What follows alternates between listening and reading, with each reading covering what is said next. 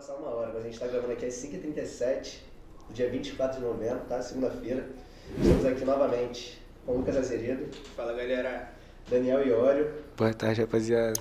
E ele, por último, mas não menos importante, o Wilson Hert, nosso convidado de hoje, que é formado em Educação Física pela Universidade de Castelo Branco, é pós-graduado com especialização em futebol na UFRJ, licenciada CBF, licença Pro, já trabalhou em São Cristóvão, Vasco, Flamengo, Botafogo, passou pela Turquia, Catar, Arábia Saudita. Prazer te receber, irmão. Como é que você tá? Prazer é meu, boa noite a todos os ouvintes do Arquibancada Carioca. É um prazer enorme estar aqui com vocês. Bom, vocês querem começar? Cara, eu tenho umas perguntas aqui, mas eu não quero começar agora. Não? Quero pegar o fluxo do negócio. Não, eu vou começar pelo básico então. Queria saber como é que começou a sua história com o futebol, assim, desde pequenininho, sei lá, como é que começou você vendo jogos, torcendo assim, até você trabalhar com futebol. Como é que foi essa trajetória?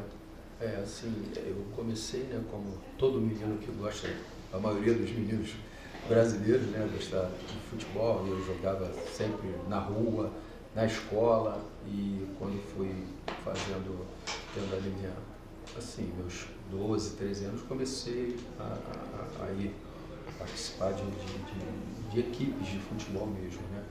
E aí a gente jogou na base, joguei nas categorias de base do Gama de Brasília, né? No Distrito Federal. Depois joguei no Itaperuna, joguei em Goiás, e depois fui fazer educação física, né? Eu fui fazer cursos na área de...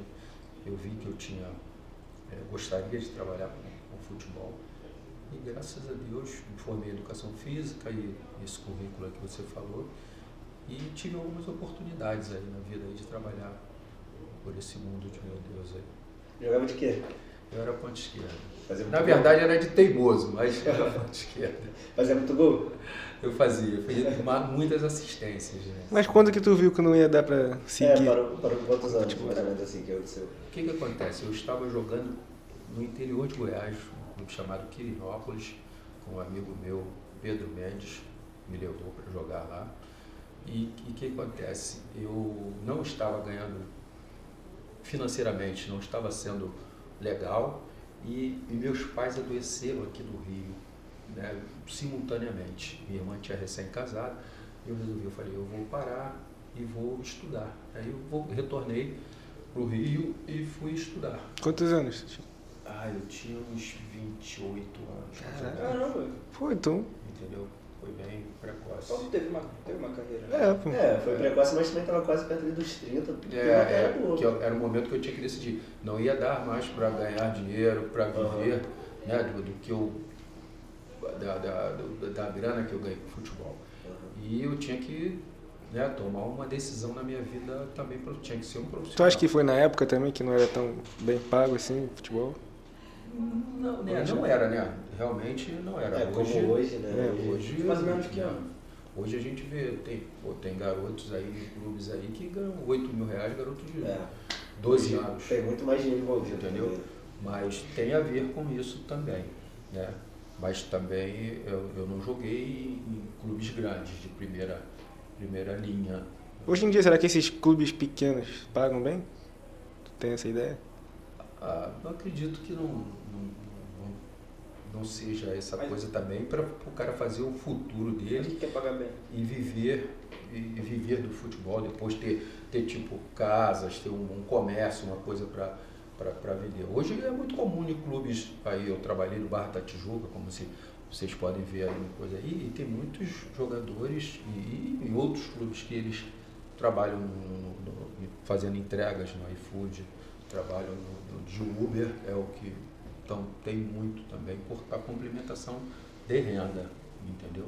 É que a galera vê muito glamour do futebol, mas esquece que tem uma boa parte dos jogadores não vivem esse como posso falar, essa riqueza, não podem esbanjar como jogadores de elite. Esse status, né? Exatamente.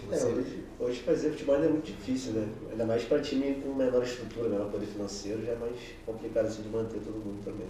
É muito complicado. Deve dar uma desanimada também, então... Tipo assim, a realidade do que a gente vê todo dia é completamente diferente de você ver, por exemplo, um jogo, sei lá, da Série A2. Cara, outro dia, pô, quando eu tava lá com o Felipe, a gente foi ver América e... Cara, foi a Dax. Acho que foi a renda de, acho que R$ 1.500. Como é que você, tipo, quer subir pra Série A do Carioca com menos de um salário mínimo por jogo de renda? Então, assim, o que a gente vê na televisão é completamente diferente do que a gente vê, que a gente não vê, né, no caso. No futebol mais inferior, assim. Mas qual foi o grande jogo da sua carreira? Aquele que tu fala, pô, esse eu joguei muito. Pô, foi Quirinópolis e Goiânia, no estádio Serra Dourada.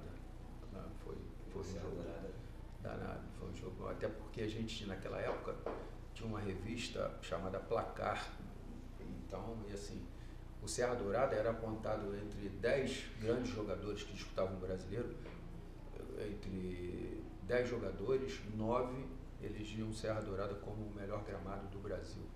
E o sonho de muita gente era jogar no melhor gramado, que era o Serra Dourada. E nós estávamos jogando lá, entendeu? Então, esse jogo foi muito marcante na minha vida. Foi legal. Legal. Caramba. Chegou a jogar com alguém que estourou assim depois, alguém famoso? Chegou a passar sem conhecer? Joguei contra o Donizete Pantera, quando ele era do Volta Redonda ainda, entendeu? Foi legal. Corremos errado pra caramba, Itapema. Não, história tem, né? Pra contar. História. Mas jogou contra ele mesmo? Chegou a jogar? Foi titular? Tu chegou a jogar mesmo contra ele, tipo, titular e tal? Titular, E dava pra ver que ele era diferente? Já dava pra ver. O time do Volta Redonda, de modo geral, ele era muito novo ainda, né? E o time do Volta Redonda era muito bom naquela oportunidade ali, entendeu? Muito, muito bom mesmo. Não só ele, tinha outros vários valores, como, acho que era Valtinho, o nome do lateral direito, jogou muito, disputou muitos campeonatos cariocas aí, bem, entendeu? Qual foi a melhor torcida, assim, que tu viu aqui, como jogador? O cara falou, cara, isso aqui bota pressão mesmo. Ele é mole. Depois, a torcida dos grandes clubes é fogo, né? Porque, por exemplo, antes nós jogávamos contra o Fluminense nas Laranjeiras. Muito próximo.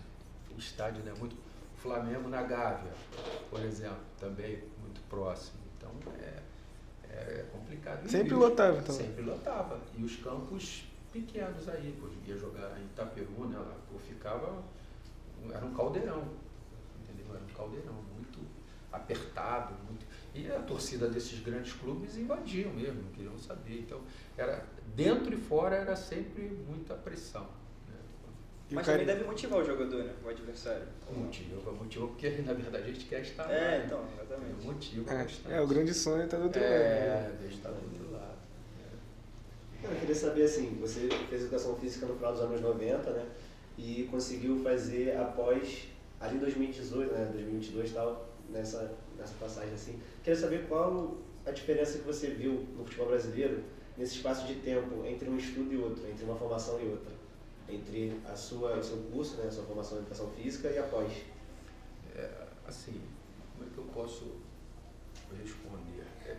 Eu me formei e aí comecei a trabalhar em São Cristóvão e outros clubes, depois tive a oportunidade de trabalhar no Flamengo e depois na Sendas, que foi um grande projeto e aí que a gente conseguiu fazer um trabalho maravilhoso como treinador. Eu esqueci lá atrás da Baia, que foi o meu primeiro trabalho, eu era auxiliar técnico do profissional e o professor Silvio Marques Filho, que me deu a oportunidade lá de ser auxiliar dele, e treinador do Mirim, né, lá atrás. E assim, e depois eu fui trabalhar fora, né? Depois disso tudo aí fui trabalhar das Sendas e fui trabalhar fora do Brasil. Então a gente teve um aprendizado também do que era o futebol lá fora, né? A gente sai daqui com uma volúpia muito grande, querendo trabalhar de manhã, de tarde, por exemplo, eu nas Sendas, a gente trabalhava 3 vezes na semana, nós trabalhávamos em 2 períodos, manhã e tarde, porque lá nos proporcionava isso. Lá tinha o café da manhã, tinha almoço, lanche à tarde, jantar, para alguns jogadores alojados, tinha o lanche à noite, então tinha toda uma estrutura que me facilitava. Tanto é que a gente formou muitos jogadores lá de qualidade, como o Vitinho, por exemplo, o César, né, o Rafael Carioca, que está agora. O Vitinho que está no Corinthians? O Vitinho que está no Corinthians. O César, que foi goleiro do Flamengo, entendeu? O Rafael Carioca, que está no futebol mexicano. Mexicano. A Sendas, cara, nós tivemos 3 jogadores vice-campeões mundiais em 2 anos. O César e o Vitinho pelo Flamengo e o Rafael Carioca pelo Tigres do México por 2 anos consecutivos. Que legal. Entendeu? Um trabalho... Engrandece o trabalho Muito, né? E entre outros jogadores, né? Eu trabalhei lá do início, desde a captação até a montagem do clube, essa que eu estava falando aqui ainda antes da abertura do programa, com nomes consagrados, né? Que eram da categoria sub-15 na época, jogando contra o Alex Teixeira, contra o Felipe Coutinho, os gêmeos do Fluminense, né? Fábio. Entendeu? Entendeu? E outros nomes de outros clubes, que são tantos que a gente acaba até, até esquecendo. Mas foram momentos maravilhosos, era uma geração assim, boa. Quando eu ia jogar contra os grandes, cara, a gente praticamente era uma semana difícil até de dormir, de relaxar, porque tu vai jogar o time do Vasco, por exemplo, né? Tinha Alex Teixeira e mais uma outra. O Vasco acho que tinha uns 4 ou 5 jogadores de seleção brasileira, sub-15 na época. Então se torna muito difícil. E por outro lado, eu tinha um time que tinha recém sido avaliado e eu tive muitos jogadores que nunca haviam assinado uma súmula na vida. E a gente, até a data que nós saímos nas semifinais, saímos para o Flamengo na Gávea, nós tínhamos 9 meses e 10 dias de trabalho, entendeu? Tu jogando contra jogadores, muita diferença. E a gente teve que tirar essa diferença toda que, sabe, com motivação, com um trabalho muito árduo, né, da comissão técnica, a entrega dos garotos. Então foi muito legal o trabalho. Mas quando eu jogar contra um time grande assim, como é que era a estratégia de, tipo, era pra não se entregar muito, não ir pra todo mundo pra frente, ou fechar a casinha lá atrás, jogar no contra-ataque? Rapaz, por essas facilidades que eu falei aqui, que nós tínhamos lá, de poder treinar bastante, era um time recém-criado, mas com uma estrutura que muitos grandes não tinham, tá? De centro de treinamento, de essas condições de passagens para os garotos, ajuda de custo e alimentação, né? Nós tínhamos tudo isso lá. E eu conseguia, junto com a minha comissão técnica, tirar tudo isso nos treinamentos, tá? E levar eles sempre, que a questão era a diferença, era a oportunidade. O cara teve a oportunidade de ir para um dos 4 grandes, e a gente está buscando para ir também, vocês podem estar lá, né? Então a gente trabalhou muito em cima disso. Agora, em função disso tudo aí, a gente não ficava jogando, esperando, não. Todo mundo tinha que se provar. Por essas oportunidades, a gente tinha condições de jogar, não vou falar de igual para igual, mas a gente agredia muito e surpreendia os adversários em função disso, de não ficar esperando, não, vou esperar a hora que eles quiserem, eles vão ganhar o jogo. Nós partíamos, por exemplo, nós temos esse mesmo time do Vasco que nós falamos, o primeiro jogo com eles, nós, em casa, o jogo de ida, nós ganhamos de 1-0, entendeu? Todos esses jogadores de seleção, com tudo isso, nós ganhamos de 1-0, com uma jogada que a gente treinou pra caramba, uma jogadinha de falta lateral, com perna trocada, e muito treinamento de um lado e de outro, e chegou no jogo, teve uma falta e fomos felizes em fazer o gol daquilo ali e sustentamos, né? E sem mudar o estilo de jogo que vocês... Sem mudar. Então vocês mantinham a mesma estratégia contra os 4 grandes? Os 4 grandes. A gente sempre procurava jogar de igual para igual. E eu, em função de tudo isso que a gente tinha aí, que nós tínhamos, a gente treinava vários sistemas de jogo. Eu poderia utilizar um 4-4-2, que era o que normalmente eu jogava, um 4-5-1, um 3-6-1, 3-5-2, sem eu trocar uma peça. Eu fazia isso bota no 4-4-2, bota no 4-3-3, no 4-5-1, sem trocar uma peça. Mas isso em função muito da qualidade do jogador que eu tinha e das condições que eu tinha de trabalho, né? Porque eu tinha bastante tempo para trabalhar, sim, sem me preocupar muito com garoto. Eu tinha muitos garotos que eram alojados, tinha alguns garotos de fora do Rio, né? Então a gente conseguia dar alimentação, dar descanso. Eu treinei de manhã com os garotos, acabou o treino, todo mundo vai ter nós tínhamos uma cozinha industrial com nutricionista, com tudo da melhor qualidade. E aí o garoto almoçava, descansava, de tarde, 4 horas, a gente de novo no campo. Então isso ajudava bastante na formação. E você tem algum treinador que você vê como uma referência para você? Você se inspira? São muitos, né? São muitos. A gente tem, lá atrás, Tele Santana, que dava muitas oportunidades para os jogadores que vinham da base, né? Jogadores novos aí e tal. E hoje, tem muitos aí que a gente, né? O próprio Vanderlei mesmo, né? E tantos outros aí, Felipão, pela questão também de vestiário, de coisa, o pessoal costuma falar e tudo, mas ele é amado e endeusado pelo grupo que trabalha com ele. Felipão era como um paizão, né? Paizão, entendeu? Por exemplo, certa vez minha filha falou assim: pai, eu não gostaria de ser seu jogador não, porque você fala muito, você grita muito. Eu não lembro qual delas que falou isso, mas acho que foi a Ana Clara. Mas eu falei assim: mas fala para os jogadores se eles não gostam desses gritos. Ela falou, né, que você age como um paizão assim, de muito jogador, sabe? Ela falou? Falou. E dessa nova geração, assim, a gente tá vendo o Felipe Luiz, o Fernando Diniz, dá pra dizer que é da nova geração. Uhum. Qual você acha que tem mais potencial para se tornar o grande nome do Brasil, assim?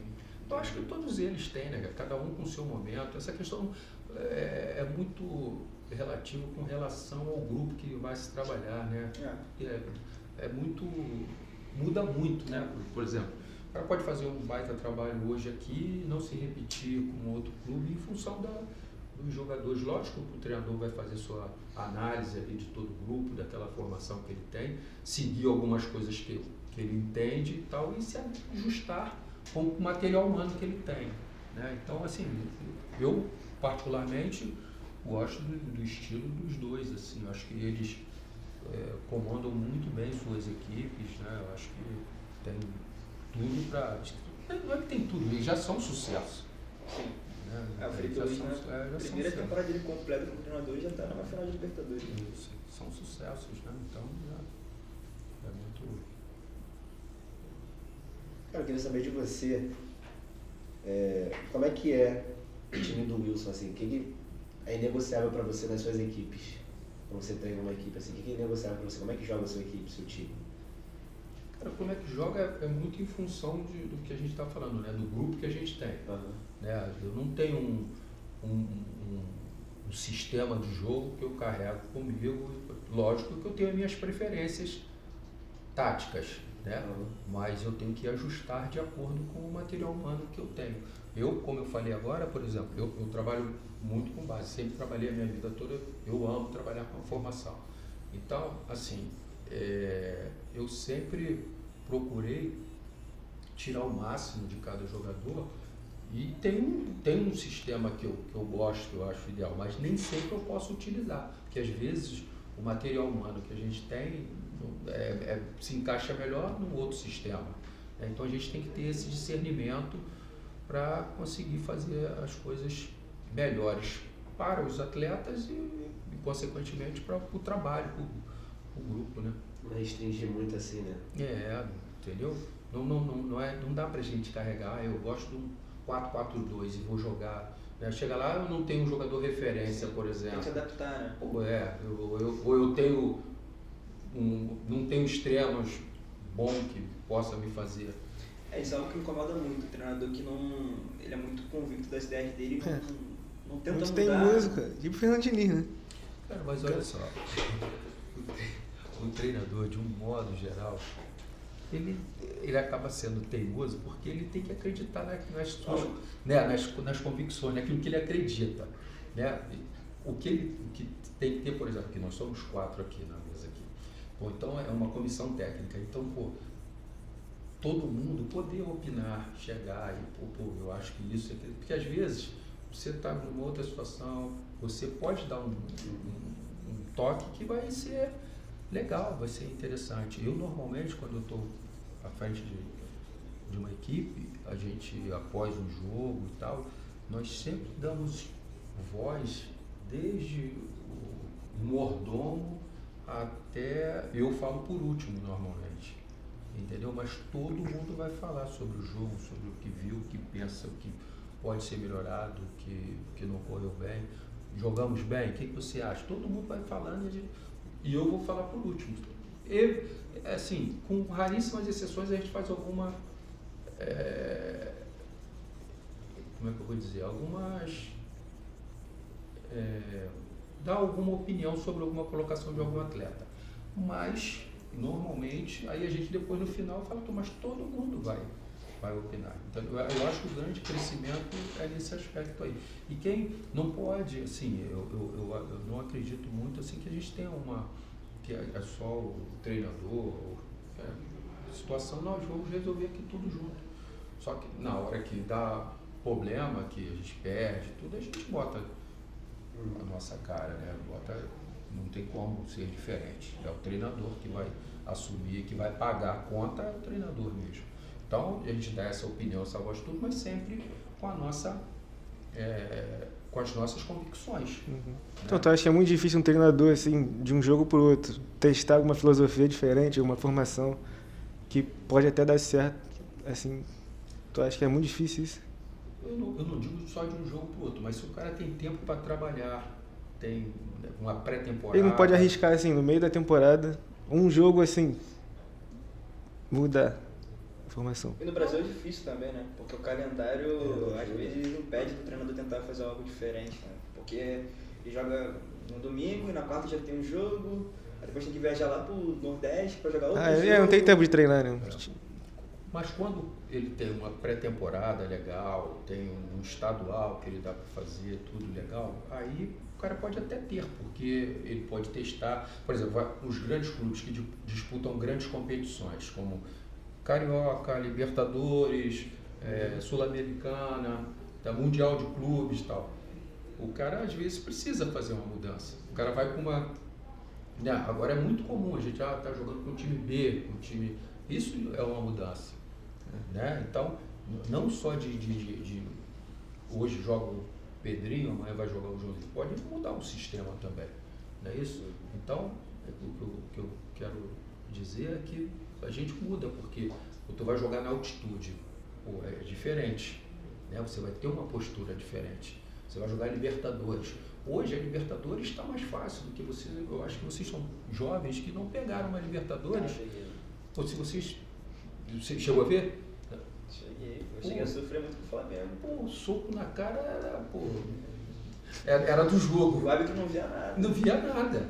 Era do jogo, entendeu? Então, era do jogo, né? Entre aspas. Hoje já não acontece com tanta frequência, graças a Deus. Né? E o momento financeiro também dos clubes brasileiros ajudou melhor essa performance que a gente vem tendo ao longo dos anos aí. Então tu acha que a chegada do VAR atrapalhou esse futebol, essa catimba argentina? Que existia? Eu acho que inibiu, não digo que atrapalhou, mas inibiu, né? Inibiu bastante, porque hoje, né, são várias câmeras e pega e tal, então eu acredito que tem. Será que foi isso que acabou com o futebol? Que acabou com o futebol? Não, eu acho que não. Também a qualidade técnica em função do momento econômico que o Brasil atravessa. Hoje todo mundo paga-se muito bem aqui no Brasil. Os argentinos, todo mundo tá. Mas eu acho que se você tirar o Flamengo e o Palmeiras, não vai estar tão desequilibrado, pensando dessa forma. Porque tu vê na Sul-Americana, um brasileiro não ganha tem quantos anos? Tem muito tempo. Aí na Fortaleza, né, o último. Não ganhou também, perdeu. Perdeu para LDU. Perdeu. Foi o Atlético Paranaense o último campeão. A Libertadores... O Bragantino não ganhou também. Caraca, geral chega na final. Tirou o Flamengo e o Palmeiras na Libertadores, Mas tem Botafogo, Fluminense. Botafogo, Mas eu acho também que, chegou mas eu no acho final. que a diferença é menor. Eu pelo menos acho dessa forma.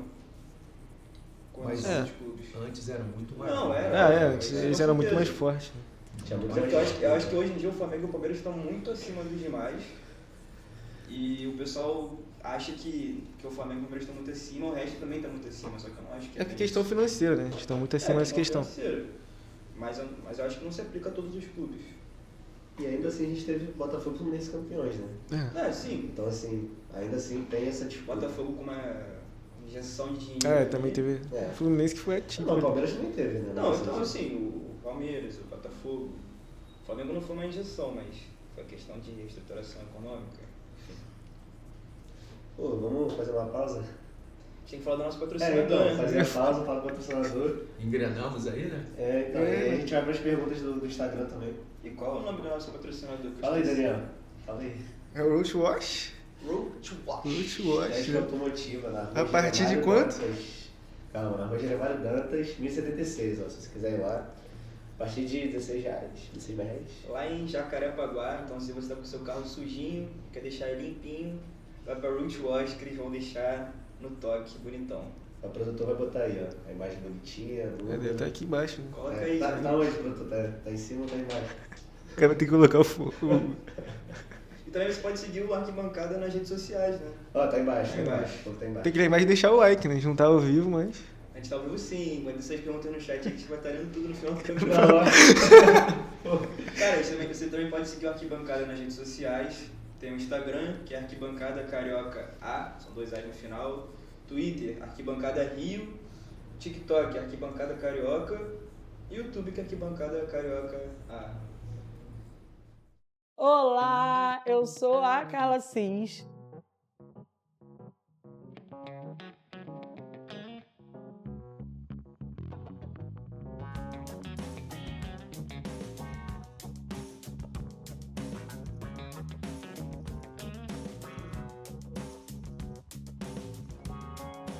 A responsável empreendedora por esse espaço, que aparentemente está começando agora, mas eu já comecei essa profissão há algum tempo atrás, alguns anos atrás, na verdade, quando eu desisti da minha profissão de enfermagem, de gestora ambiental, e comecei a empreender na estética, fazendo atendimento em domicílios, e comecei com um espaço depois pequenininho, quando entrou a pandemia, logo depois um pouquinho maior, e hoje eu estou nesse espaço oferecendo vários outros serviços.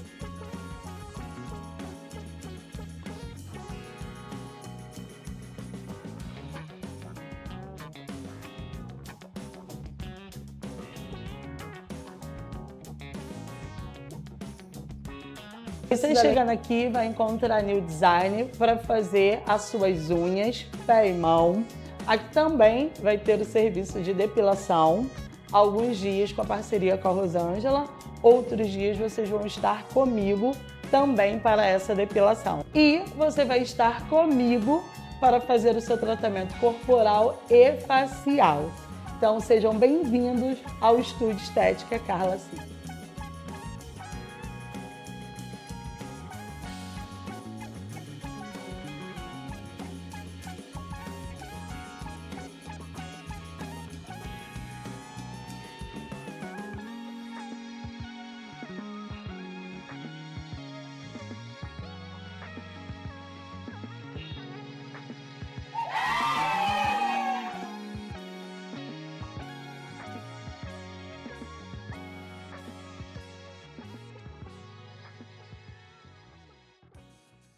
Bom, galera, estamos de volta aí, como a gente acabou de pedir para vocês mandaram suas perguntas aí no chat, no Instagram, e a gente vai ler agora. João, manda bala. Ó, a primeira do Lucas Azevedo. Hugo Will. Por qual razão os clubes brasileiros não olham tanto para outros continentes? Na É o que a verdade, gente estava falando, né, de você ter ido lá no futebol africano. tá começando a surgir, né, como ele falou no off, né, é uma tendência que está acontecendo dos clubes brasileiros olharem, por exemplo, para o continente africano e para fora, mas por que demorou tanto, na sua opinião, para isso acontecer? Primeiramente porque o Brasil é um celeiro inesgotável, né? Isso aí a gente passou a ter essa visão, essa tendência agora, né? Mas com a abertura de mercado e a economia, né, do país também, porque os países aqui da América do Sul aqui, hoje a economia mais forte, uma das mais fortes é a nossa. Então isso tudo facilitou. Antigamente não era comum tu ver essa quantidade toda de sul-americanos jogando no Brasil, né? E assim, e também tem a tendência no momento. Hoje os clubes também vieram numa contramão. Antigamente os clubes formavam seus jogadores para jogar no seu profissional. Hoje não. Eles trabalham, formam, mas o garoto sai cedo. A gente estava vendo os garotos do Hendrick, Estevão, Vinícius Júnior, Rodrigo. Então o pensamento é vender. Boa parte do lucro do Flamengo na temporada vem por causa da venda de jogadores. Eles sempre contam com essa venda de jogadores para conseguir caixa. A maioria não é ativo, né? O ativo. Somos ativos.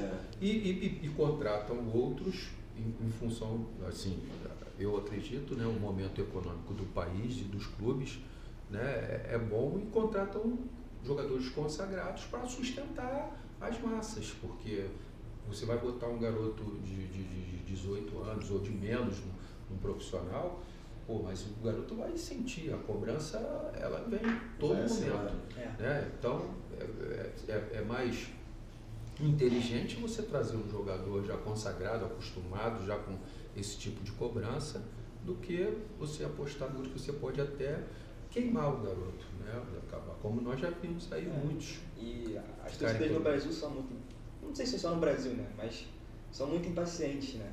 Eu tenho como exemplo, eu falo muito do Flamengo porque eu sou flamenguista, né? Então o Wesley, lateral direito que agora está na Roma, que ele por praticamente um ano era odiado pela torcida do Flamengo, completamente. Até que na reta final da passagem dele, ele deu a volta por cima, mas as torcidas no Brasil são muito impacientes. Isso, obviamente, o jogador que é novo, que nunca teve experiência, ele vai sentir muita pressão. Tem que ter um mental muito forte para aguentar essa pressão, lidar com essa pressão sendo tão novo. Verdade. E isso acaba destruindo os ativos do clube. Porque, por exemplo, aí bota um garoto desse para jogar no profissional. Esse caso que você citou, por exemplo, do Wesley, é um caso em 10 que deu a volta por cima. A maioria não tem esse tempo, né, de recuperação. Então o clube acaba perdendo, queimando, como a gente sabe ao longo dos anos aí, quantidades de jogadores que se perderam. Eu penso que o clube, eles despertaram para isso e deram sequência na carreira dos garotos, vendendo eles, mesmo que no futuro contratem, né? Como é o caso do Samuel Lino, né? E outros clubes aí. Por exemplo, sai de um rival e depois retorna, como o Luiz Henrique, voltou no Botafogo. E tantos outros aí, né? Entendeu? Tu sabe uma promessa que assim, tinha tudo para vingar e não vingou? Fala sobre isso. E qual que tu acha que influencia para ela não vingar? Tipo, a gente já falou, né, da torcida, mas tem mais algum outro ponto? São vários pontos, na minha opinião, sobre isso, né, cara? A questão familiar, a questão educacional, a questão cultural, tudo, quem está por trás, né? Isso tudo influencia pra caramba. Tu imagina, por exemplo, o futebol é uma coisa assim, o garoto está ali na base, poucos conhecem sem ser a família e quem frequenta o dia a dia do clube, e daqui a pouco o garoto entra num jogo e faz um gol num clássico, por exemplo. Os jornais, a internet, as televisões, está tudo falando no cara no outro dia. Um garoto de menos de 18 anos, por exemplo. Tá? E aí a vida muda toda. Todos nós aqui, vocês são muito novos ainda. Estou com 18 anos ou com menos do que isso daí, todo mundo é muito eufórico, muito ansioso, muito tudo. E isso pode atrapalhar. Muita coisa para a cabeça. Muita coisa para a cabeça. Aí o garoto, por exemplo, para segurar o garoto já tem que fazer um salário bacana para ele não ser, né, alguém depositar o valor dele ali e levar o preço de banana. Então tu já tem que dar. Aí o garoto, que ganha, sei lá, 5 mil, daqui a pouco tem que fazer um contrato para ganhar 50 mil, para ganhar 100 mil, para segurar ele ali, para ser negociado com um valor decente para o clube. Imagina um garoto com 18 anos ganhando 50 mil por mês. A mídia falando nele, pô, as garotas dando em cima. Um dos problemas nossos aqui, pô, nós sabemos, o Rio de Janeiro, por exemplo, pô, tu vai em cada esquina é uma balada, é um negócio, mulheres pra caramba, é complicado. E aí também não tem instrução da família, instrução também, a educação também, né? Que eu acho algo que acontece bastante, que os jogadores às vezes eles deixam os estudos de lado para focar na carreira, quando começa a ascender, essa falta de estudo acaba prejudicando a vida dele, financeiramente falando, emocionalmente também, eu acho. A cultura prejudica em todos os aspectos, né? Até nos investimentos que ele vai fazer com esse próprio dinheiro dele. Acho que o Neymar ele fez o primeiro milhão, acho que ele tinha o quê? 10 anos, né? 11. Ele era muito novo, Muito novo. assim, doideira. Para segurar para não ser vendido pro Real Madrid, o Santos fez esse contrato aí. O que acontece também em cima disso? Esses garotos, eles começam a ser os gestores das famílias, porque o aporte financeiro vem deles. Hoje é muito comum, você vai em qualquer jogo de base, os pais têm gente que larga o emprego para vivenciar a carreira do filho. Então a pressão assim, familiar deve influenciar muito também. Muito.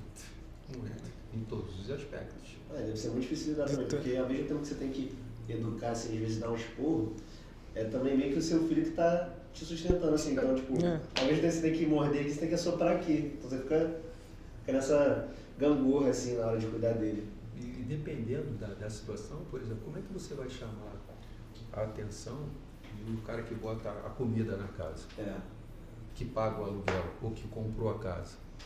Por isso tem que ser começar desde o começo, porque senão sobe a cabeça também. É difícil pra caramba, muito, não é fácil não. Você não tem uma regra assim, não, depende muito de... Mas tem algum nome assim que tu pode falar que ia ser uma promessa que... Desandou? Aconteceu com o Robert também do Fluminense, né? Não sei se... Ela virou cantor de pagode, né? Sério? O Robert. Teve problema com droga? Também teve problema. Chegou a jogar no Barcelona. Assim, não é questão nem assim de ficar em cima do muro, nem nada. Mas a história nossa, né, mostra muita gente, e gente até que, por exemplo, atletas meus que trabalharam comigo, que a gente acha, pô, isso aí vai virar. E muitos ficaram pelo meio do caminho. Né? É muito comum isso. Por exemplo, eu tenho uma passagem, não é porque ele virou, tá? Mas eu tenho um exemplo legal. Um dia a gente estava dando um treino, tal, não sei o quê, e aí o jogador é consagrado hoje, né? Nós já citamos até o nome dele aqui. E o que acontece? E ele, no treinamento, já estava no treino e tal, e a galera, vamos, fulano, vamos, daqui a pouco eu vou falar o nome dele. Vamos. E ele nada. Daqui a pouco ele pegou uma bola na intermediária, jogou 3, chutou de fora da área, meteu a bola lá na forquilha, gol. Eu falei pro enfermeiro que estava do meu lado, eu falei assim, pô, esse daí, só se Deus não quiser, para ele não ser jogador. Entendeu? Se tiver alguma condição, só se o homem lá em cima não quiser, mas tem tudo para ser jogador. E ele aconteceu. Mas eu não falei isso só com ele, eu falei isso com vários, né? Mas ele vingou, que é o Vitinho. Né? Pô, entendeu? Jogador que durante muitos anos figurou com a maior transferência internacional. Né? Acho que ele ficou nessa crista da onda aí uns 5, 6 anos, ou 10, como o maior investimento, né, de fora para dentro. Entendeu? Então, nós temos esses casos aí, mas eu tenho garotos que infelizmente eram promessas que a gente perdeu para a violência, entendeu? E isso aí, infelizmente, a gente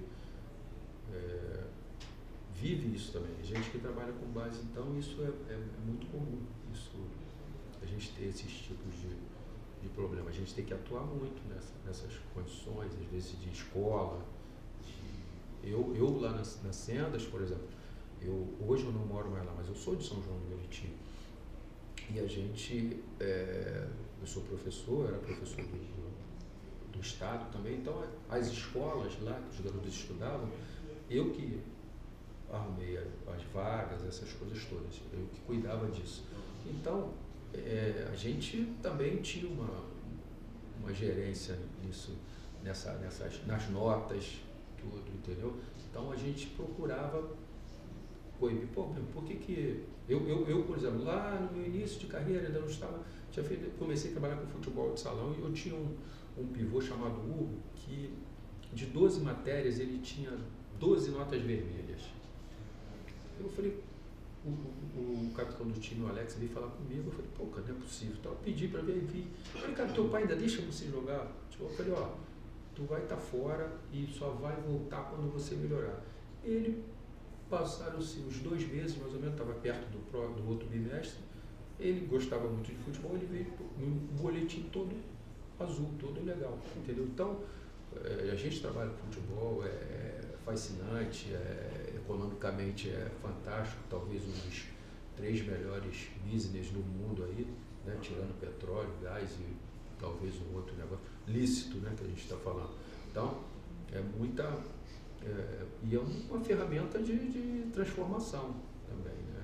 A gente não pode deixar de falar sobre isso, né? Mas a gente tem sim, tanto vitórias e essas perdas também aí também, né, para violência.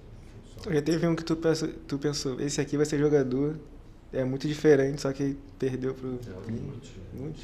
E assim, perdemos para o futebol mesmo, não seguiu por qualquer motivo, e teve gente que nós perdemos para a violência mesmo, como eu estou te falando, né? Tinha um atleta que foi, por exemplo, nós tivemos a Copa Sendas, quando eu estava na Sendas lá, e ele foi eleito o melhor jogador, ganhou um carro Gol, 0 km na época, né? E depois, 2 anos depois, uns 3 anos depois, nós tivemos problema ele teve problema com coisa, e era um jogador, uma qualidade acima da média, entendeu? Isso a gente, infelizmente, tem também. São muito mais acertos, vitórias. A gente vê que gente que mesmo que não conseguiu chegar num patamar na primeira prateleira do futebol, como o Vitinho, como o César e tal, como o Rafael Carioca, mas estão jogando, se mantiveram, se sustentaram e estão por aí, né, jogando, ou viraram grandes homens. Mas aí tu se sente culpado, assim, por não ter... Tipo, você não soube lidar com a situação. Porque teve o John Kennedy também, né? Que o Diniz acabou conseguindo fazer ele voltar a jogar futebol e fez o gol de toda a Libertadores. Como é que você lida com isso mentalmente? Esse trabalho assim, porque, querendo ou não, você é o paizão ali. Pessoa, você se apega àquela pessoa também, aquele jogador ali, aquele jovem e tal, como é que é? Não veio, né? A gente lida com tranquilidade com isso, cara. A gente atua muito nisso, né? Muito. Eu fazia um trabalho com uma psicóloga, um dia eu fiz nós íamos jogar uma semifinal contra o Flamengo, né? E aí eu falei, eu pensei em fazer um trabalho, tinha alguns jogadores que eram de fora do estado e moravam na concentração. O cara está aqui, mas a família está lá na Bahia, garoto de 14 para 15 anos, é duro. Eu já morei assim, não nessa idade, e eu nunca me adaptei 100%. Isso me atrapalhava muito, né? Me atrapalhou muito na minha vida. A questão de alimentação não era das melhores, a higiene, onde você ia tomar teu banho, fazer suas necessidades, onde você ia dormir. E isso tudo a gente tinha muito na nossa casa. Então, quando você vai para um lugar que é inferior, você sente muito. E lá nas Sendas, isso era uma vantagem, que a gente tinha ótima alimentação, ótimo lugar. Eu, quando, por exemplo, chegava lá, eu trouxe um garoto, fui disputar uma Copa Gazetinha no Espírito Santo e trouxe alguns garotos de lá. Então, eu mostrava o CT todo, mostrava onde o garoto ia dormir, almoçar, lanchar, tudo ali, onde o garoto ia viver com a família. E quando a família só faltava falar assim, não, quando é que ele pode ficar agora, a partir de aí? Porque era uma coisa, além de ser nova, era uma coisa fantástica, muito boa. Ali era até fácil da gente, porque as condições eram, na maioria das vezes, muito melhores do que a que os garotos tinham em suas casas, entendeu? Então, assim, eu eu acho que a gente lida bem, a gente cobra bastante disso, com um grupo aqui. Aí eu fiz um trabalho com a psicóloga, eu queria que cada responsável de fora mandasse uma carta, uma mensagem para os seus filhos aqui. Só que aí o pai me deu uma ideia, que é meu amigo até hoje, de fazer um vídeo. E aí nós fizemos um vídeo. Ele se prontificou aí, um depoimento dos pais falando lá. Aí eu fui para uma sala para ver aquilo, me emocionou muito. Eu não era a pessoa adequada para fazer a apresentação. Chamei o meu preparador físico, meu auxiliar. Aí estamos lá na sala de vídeo vendo, daqui a pouco ouço o choro. Também não são. Chamei o coordenador. Ele, professor, eu não sou adequado. Aí eu comecei a me preocupar. Aí eu fui numa psicóloga, amiga minha, e falei a situação, eu traz para mim. Aí ele falou assim, porque a minha intenção era botar alguns minutos antes da gente entrar em campo. Ela falou, se você fizer isso, você vai perder o jogo de 10. Agora, você tem que fazer isso na véspera, porque vai dar um chororô, todo mundo vai chorar e no outro dia vai estar todo mundo revitalizado. Falei, é mesmo? E assim eu fiz. E aí nós fomos para um jogo contra um time grande, e o jogo jogamos lá em cima do nosso, sabe, mais alto nível. Entendeu? Então, isso a gente se preocupa com isso, e graças a Deus a gente tem muito mais acerto. Acho que numa cidade como o Rio de Janeiro, não chegou a 100% e tudo, mas o nível alto de pessoas que eu encontro com jogadores hoje com família formada. Outro dia chegou no Vasco lá um garoto que foi meu jogador, está trabalhando junto com a gente. Legal. Pô, isso é bacana demais. E eu e tantos outros professores, a gente encontra vários. Onde a gente vai aí, encontra ex-atletas nossos que seguiram o caminho, que reverenciam a gente e a gente reverencia eles também. Então é legal pra caramba. Eu acho que tem muito de acerto nessa situação aí, né? E as pessoas... E foram vários casos, né, que a gente já procurou atuar nessa situação aí. Muitos casos. A gente não, volto a repetir, numa cidade como o Rio de Janeiro, a gente é complicado, né? As linhas, elas se cruzam muito, né? São muito próximas, né, da coisa. Não sei se eu te respondi. Respondeu. Mais uma aqui do Instagram, hein? A Ana Clara perguntou: qual a maior diferença em trabalhar com jovens daqui do Brasil e jovens de outros países? Sem dúvida, é a qualidade técnica, né? Aqui você tem mais qualidade técnica, né? Mas por outro lado, lá as evoluções, elas ficam mais, elas aparecem mais, porque os caras têm pouco, pelo menos nos países onde eu fui, né? Aqui, no Catar, na Arábia Saudita e tal. Então, qualquer coisa que você melhore lá é muita coisa, entendeu?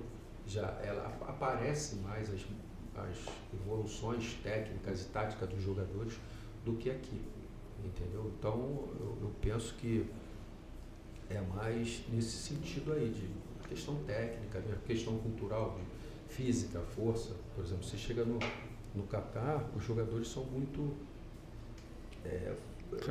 franzinos, frágeis, entendeu? Não tem muita força e tal. Então você tem que adaptar, o nível de treinamento, não pode ser aquela intensidade. Por exemplo, eu saí daqui de uma situação que eu trabalhava, como eu falei aqui, às vezes 2, 3 vezes na semana em 2 períodos. Lá, eu tinha jogado, por exemplo, vou fazer um trabalho para minha defesa, mas hoje vinha o zagueiro, o titular, e não vinha o outro companheiro dele de zaga. Aí no outro dia via o que faltou ontem e o que veio ontem não veio hoje, entendeu? Então você tem que ir se moldando, isso na base que eu estou falando, né? Entendeu? Então você tem que ir se adaptando a tudo isso daí, entendeu? Então acho que as maiores dificuldades são essas aí. Qual foi o país mais diferente que você trabalhou? Diferente como assim, de cultura? Falando em relação à nossa? Que teve o maior choque, assim. Assim, quando eu cheguei no Catar, né? Catar. Primeira vez, assim, já foi um choque cultural. Por exemplo, eu perguntei para um garoto lá, você não veio, saúde, tu não veio, pô, coach, eu estava dormindo, estava muito cansado. Aqui no Brasil o cara não vai falar isso para você, nem nunca vai falar que ele não veio treinar porque ele estava dormindo com sono. Os caras gostam muito de dormir. E não é um lugar que você tem uma quantidade de jogadores como o Brasil. Você não pode simplesmente, eu vou tirar, então saúde está de fora do jogo. Eu não tinha outros. Eu no Catar, quando eu cheguei lá, a quantidade maior de jogadores da lista, eu poderia até ter mais jogadores do que outros, mas da lista para eu levar para o jogo, que eu consegui um número maior, que eu falei, meu, amanhã eu não perco o jogo, não posso perder o jogo de jeito nenhum. Foram 8 jogadores com condições de jogar. Você está entendendo? E aí, eu fiquei todo feliz nesse dia. Mas era uma raridade isso. Entendeu? Por exemplo, um coletivo, botar 11 contra 11, pô, esquece. É muito raro, muito raro, muito raro. Eu nem lembro. Mesmo. É muito diferente. O que mais surpreendeu lá? Oi? Pode concluir. E assim, e foi uma coisa que a gente teve que se ajustar, se adaptar a tudo isso. A gente teve que, né, pô, a questão cultural também, teve um dia que eu me empolguei. Eu tive lá vários resultados positivos, negativos, tal, empates e tal, mas nunca fui cobrado, chamado a atenção, assim. Só um dia que eu passei, me empolguei um pouquinho, quando eles têm as rezas dele lá, né, que são 5 rezas diárias, e o treino estava bom pra caramba, e o manager me chamou, coach, de longe, assim, não, coach, ainda dá tempo um pouquinho, eu me empolguei. Quando acabou a coisa, foi a maior vergonha que eu passei lá. Aí o manager botou a mão nas minhas costas assim, coach, eu te amo, mas por favor, quando tocar a reza, tu para tudo que você estiver fazendo. Eu fiquei com uma vergonha, pedi desculpas e fiquei, sabe, uma vergonha danada. Foi a coisa mais grave assim, mas a gente teve que, né, se ajustar a coisa. Mas a gente que trabalha aqui no Brasil, eu já trabalhei em projeto social, em rua, já tive que tirar capo de vidro de praça para a gente poder trabalhar com os garotos. Então isso a gente tira de letra. O brasileiro tem isso. Por isso que no mundo árabe lá atrás, hoje não, hoje as coisas estão mais complicadas para o brasileiro. No Brasil e fora. Né? Antigamente, lá no Catar mesmo, uma liga, eu não cheguei a pegar, eu já cheguei depois, mas todo mundo falava isso lá. Pô, a liga lá da primeira divisão do Catar tinham 14 clubes e 12 treinadores brasileiros. Para você ver como é que o brasileiro, o Diniz trabalhou, jogou lá, o Oswaldo de Oliveira trabalhou muito lá, né? E entre tantos outros treinadores. Então foram os caras que ajudaram muito a evolução do futebol do Catar. Aproveitando isso que você falou, qual é a sua visão sobre a chegada dos técnicos estrangeiros ao Brasil? Porque recentemente a gente teve uma polêmica do Oswaldo de Oliveira e do Emerson Leão no evento, acho que da CBF, né, se não me engano, onde eles falaram do Ancelotti e a galera interpretou como se fosse um discurso meio preconceituoso da parte deles. Queria saber da sua opinião, como um técnico, né? Como você enxerga essa chegada dos treinadores que, enfim, estão assumindo cada vez mais os postos dos principais clubes brasileiros? Cara, eu vejo com naturalidade, porque o futebol é globalizado, né? Assim como eu acabei de falar aqui de uma liga lá do Catar, que a gente, nós tínhamos a hegemonia daquele continente, né? Tanto no mundo árabe, nós somos os precursores. Se a gente pegar aí, se vocês pesquisarem, eu tenho um amigo que até tem os dados, as maiores performances do Catar, da Arábia Saudita, Emirados Árabes, aí, tudo com treinador brasileiro na história. Tudo com treinador brasileiro.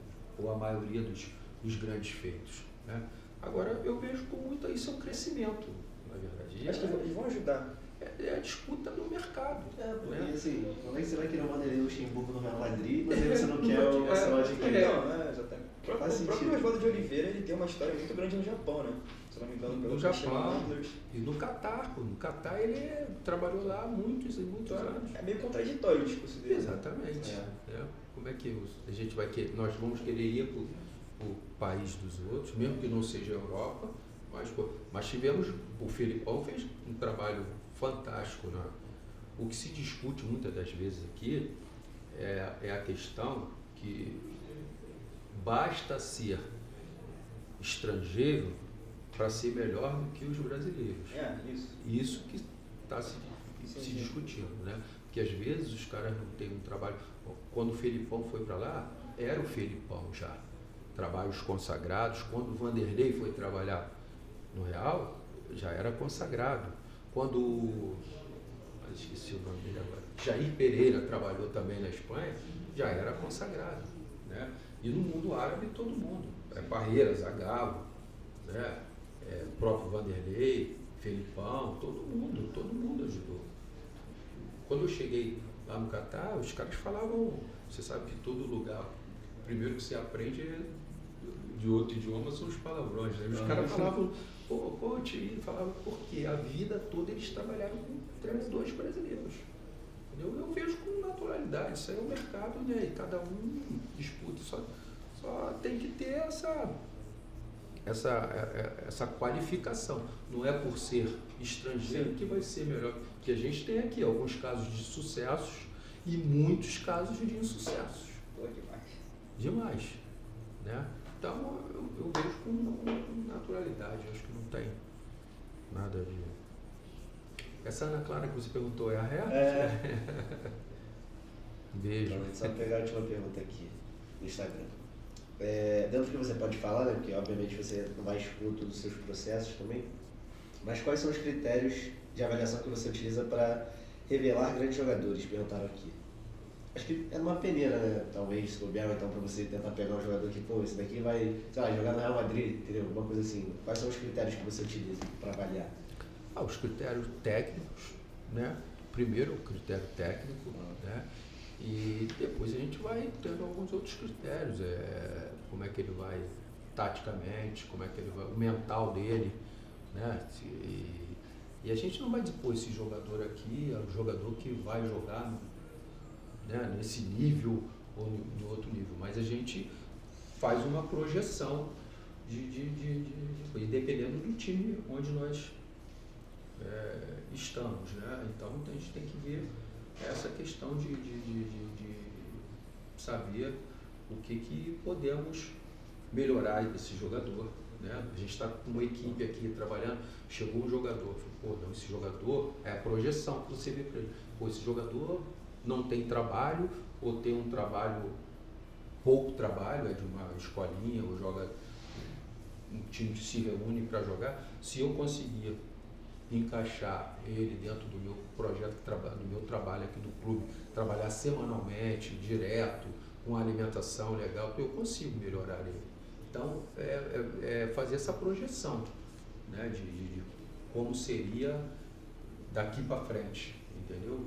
Isso aí é a possibilidade de evolução. E às vezes depende até também do jogador, o que ele quer também para a vida dele, né? Porque às vezes o jogador pode ter talento já várias vezes, mas o cara não quer, só treina, não tem uma ambição. Não adianta o treinador querer. Isso a gente vê até no profissional. O cara tem que estar querendo mais do que o treinador de quem está comandando. Não dá para querer pelos dois também, né? Não dá para querer. Eu não posso...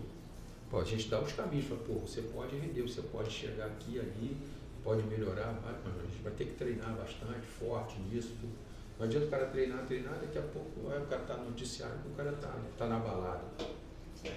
Né? E na questão que a gente revela jogadores lá para fora, tu acha que tem algum padrão que os clubes europeus buscam? Assim, tem que ter tal característica que eles buscam para jogar lá fora, no clube deles, os europeus. Olha, teve uma época aí que lá nos anos 2000 e pouco, que tinha um padrão físico, né, para se jogar. E os clubes brasileiros acabaram também entrando nesse padrão, né, para escoar seus atletas, né? Porque se o mercado comprador está exigindo que tem que ter jogadores com biotipo XYZ, eu tenho que produzir esses jogadores, tem que produzir jogadores fortes, altos, né? Então o que o mercado pedia naquele momento, né? Mas depois, e o Brasil começou. Pô, tu levava o jogador, pô, eu cansei de ver, pô, mas ele é baixo. Isso, nesses anos que eu tô te falando aí, era muito comum. Hoje já, graças aos Messis aí que surgiram, Lúcia Costa. né, por tantos outros aí, pô, a gente aí foi, pô, não é por aí. Tá? Mas os clubes necessitam fazer negócio. Futebol é business, né? Então precisa vender seus jogadores.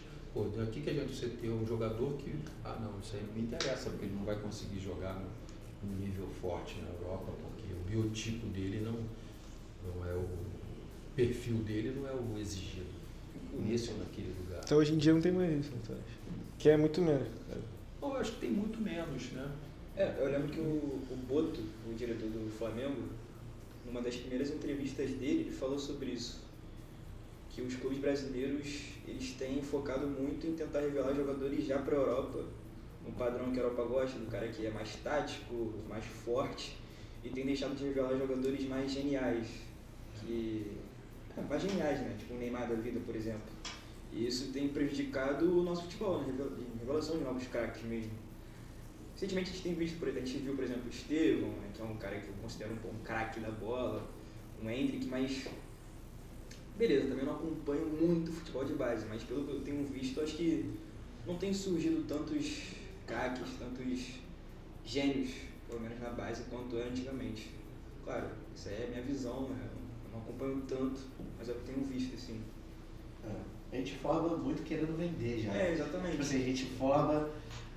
também tem muito de narrativa do pessoal meio que idealizando a Europa como, o melhor continente para se viver, que sim, é uma ótima qualidade de vida. Não tem como você chegar e falar pro Ender que, recusa o Real Madrid. É difícil também. Só que, cara, o que vai acontecer com ele é assim, você sair de um time onde você pode se tornar ídolo, talvez um dos maiores ídolos da história do Palmeiras, para querendo ou não ir para um time de meio de tabela da França. No caso do Lyon, vai disputar título. Mas a crítica do Boto era mais aos clubes que têm deixado de lado os jogadores gênios e têm focado nos jogadores que a Europa... Nos moldes europeus. Exatamente. Essa era a crítica dele, na verdade. Que ele queria mudar isso no Flamengo, entendeu? Essa era o cerne da questão. Igual os técnicos, tem muito técnico que limita, né? O jogador de não driblar, não partir pra cima. O Rian fala que o Luiz fica limitando. Eu acho que tem a ver também, formar para exportar já. Dá para formar e manter. Então aqui, por exemplo, o Ryan vai ficar mais um aninho aqui, para poder maturar, assim, entre aspas. Bom, o cara que é exemplo é o Neymar nesse sentido, né? Ele ficou aqui no Brasil até depois de 20 anos, se eu não me engano. E ele saiu daqui do Brasil, já tinha ganhado tudo, tinha feito tudo que ele podia fazer e já foi pronto para a Europa. Ele demorou um pouquinho ali para se adaptar, mas estourou. Como é que foi? O Santos teve que segurar muito ele não quis ir. Então eu lembro. Em relação a essa colocação aí que você falou, quer dizer, hoje o futebol, se vocês analisarem, ele tem um padrão que se joga no mundo todo. A diferença é a qualidade do jogador que está no Real Madrid e que está no clube da série B ou C do Brasil aqui ou de qualquer outro, ou no estadual. Mas a forma de se jogar é praticamente a mesma. Você pega o campeonato brasileiro aí, os times jogando praticamente igual, com uma ou outra variação, mas não nem tática. Talvez de sistema e tudo, mas o modelo de jogo é aquela jogada que vai iniciar lá com o goleiro, a bola está no meio campo, está condicionado, retorna no goleiro para tentar abrir espaços e tirou exatamente isso daí, que isso não é assim, não vou dizer nem que seja do futebol, o brasileiro infelizmente tem a cultura do vira-lata, né, cara? De que acha que tudo que é de fora é o melhor. E a gente deixou de formar o jogador, que a nossa característica sempre foi o que deixava os estrangeiros, os europeus malucos, era o nosso poder é a nossa criação. É a nossa criação, que é o drible, a improvisação. Isso. Entendeu? E hoje não existe mais, porque é comum os caras falam, toca a bola, não dribla e tal, não sei o quê. Aí fica aquele jogo de quadradinho que a gente entra na internet aí, a gente vê os jogos. O cara dá mesmo treinamento que dá o Real Madrid, que dá o Barcelona. Mas ele não tem os mesmos jogadores. Né? Então, o treinamento, né, tem que ser de acordo com o que você tem. É o que nós falamos no início da conversa aqui. Não adianta eu ter um modelo de jogo que eu leve para jogar nesse time aqui, que eu leve para jogar no time A, no time B, C. Então a gente tem que ter uma ideia, mas adequar, se ajustar ao que o material humano que a gente tem. E o Brasil perdeu muito nesse aspecto aí. Não tem identidade.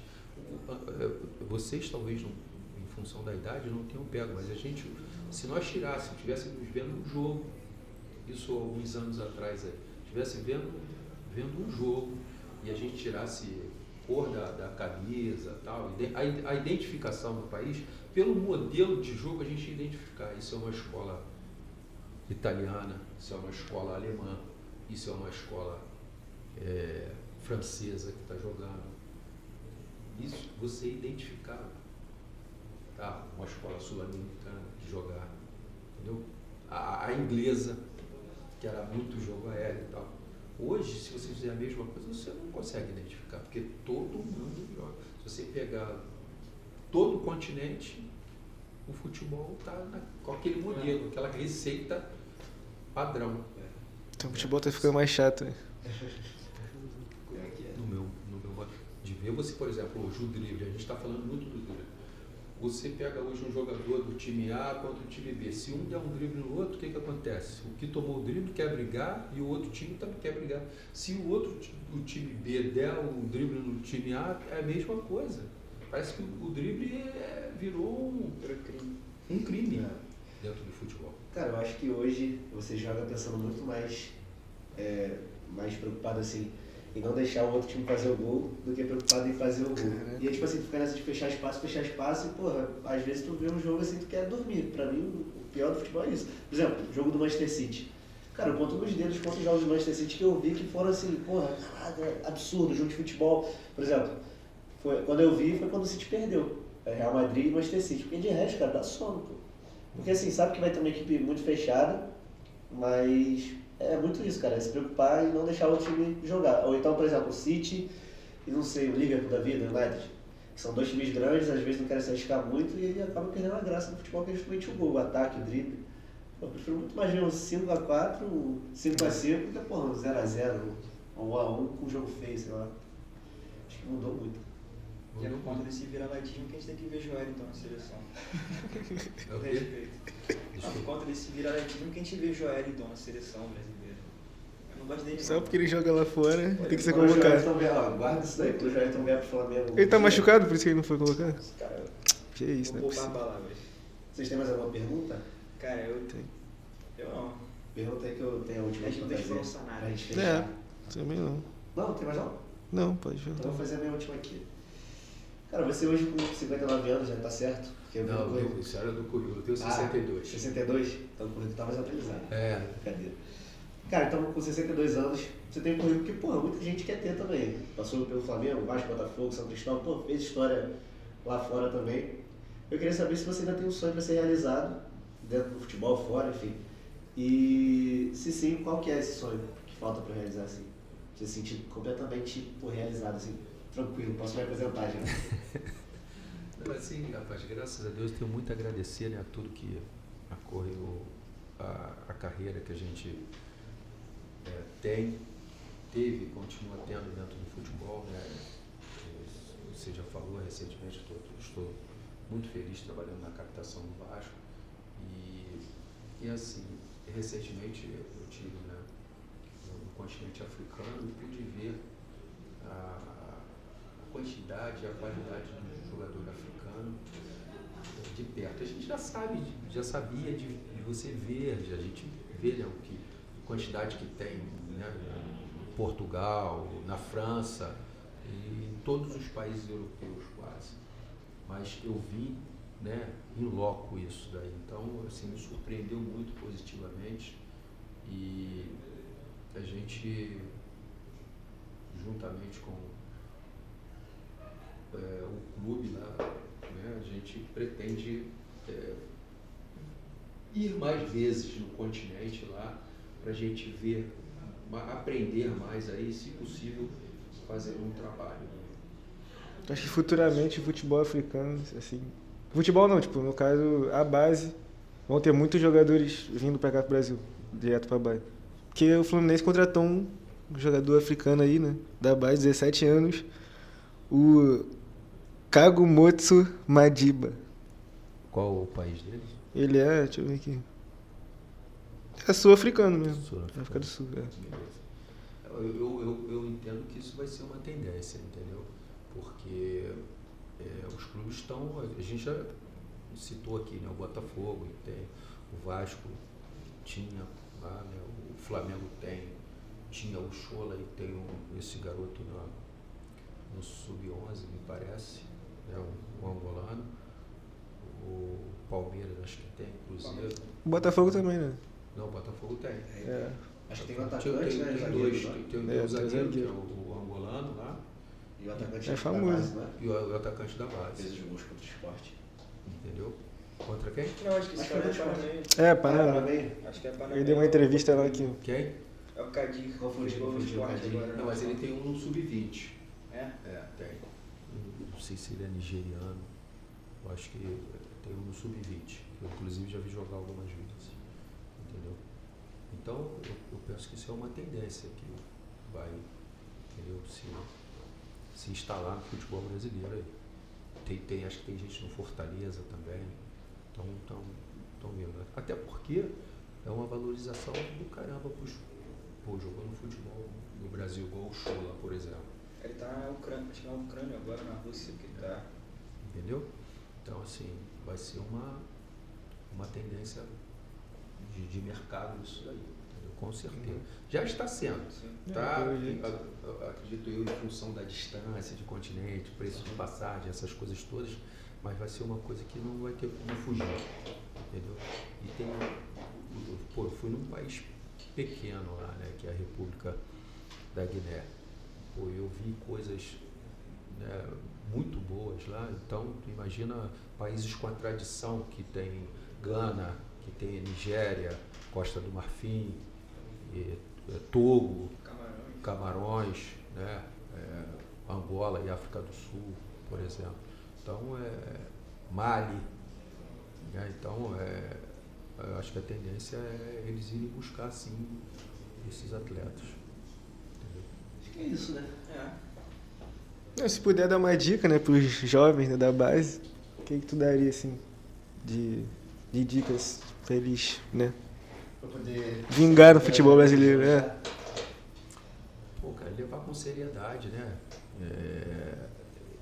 Ouvir os ensinamentos das comissões técnicas, né? Que, tirando a família, ninguém quer mais o sucesso dos atletas jovens do que as comissões técnicas, né? Com seus conselhos, com as suas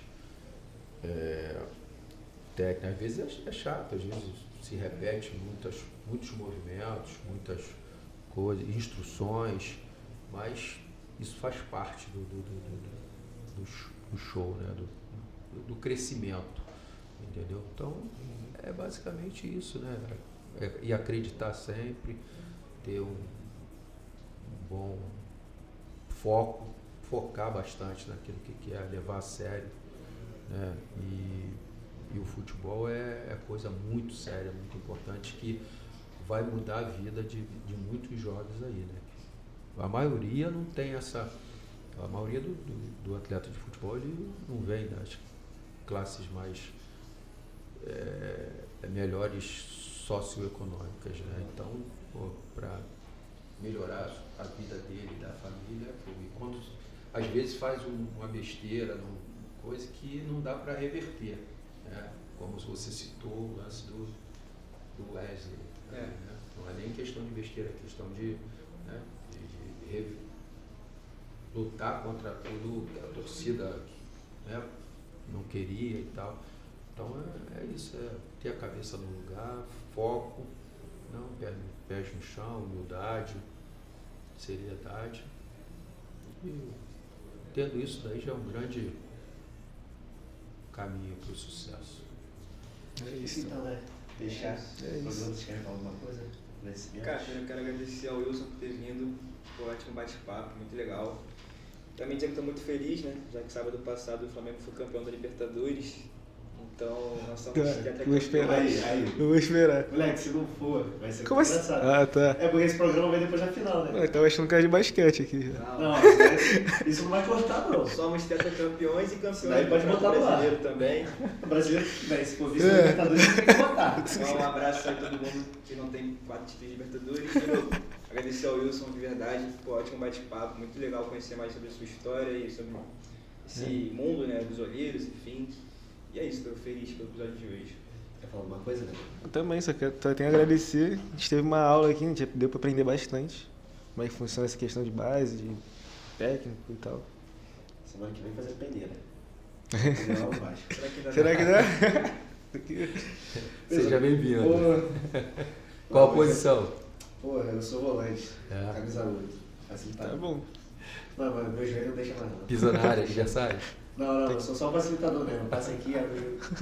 Quer falar alguma coisa? Você quer mandar um abraço pra alguém, Ariel? Se quiser, fala lá naquela câmera ali, ó. Mandar um abraço. Eu quero só agradecer ao convite de vocês e até me desculpar porque a gente já tá um tempinho pra vir aqui, né, cara? Não, saiu, né? Né, cara? Pô, a agenda não batia de vocês com a minha e tal, não sei o quê. Mas graças a Deus nós conseguimos ajustar. Não, valeu a Para ideia. mim foi um prazerzaço estar aqui com vocês, trocando essa ideia, aprendendo com vocês, né? Essa juventude tem muito a acrescentar ao futebol, a comunicação, né, esportiva. Pô, parabéns aí. Valeu, a gente agradece. Sucesso sempre aí para vocês. É só um beijo para Ana Clara aí. Foi E agradecer ela e a Thaís também, se não fosse ela. Vai mandar um beijo pra outra filha também, pra não ficar com ciúme? Oi? Vai mandar um beijo pra outra filha também, pra não ficar com ciúme? Pô, beijo, Ana Carolina. Salve aí. Salvou. Caraca, foi bem. Ó, gente, até a próxima então. Não se esqueça, ó, que ela vai ter um carro. Vai na Ruth Car Wash. Deixa o like aí. É isso aí, deixa o like, se inscreve, segue a gente, tudo que precisa aí. Até a próxima.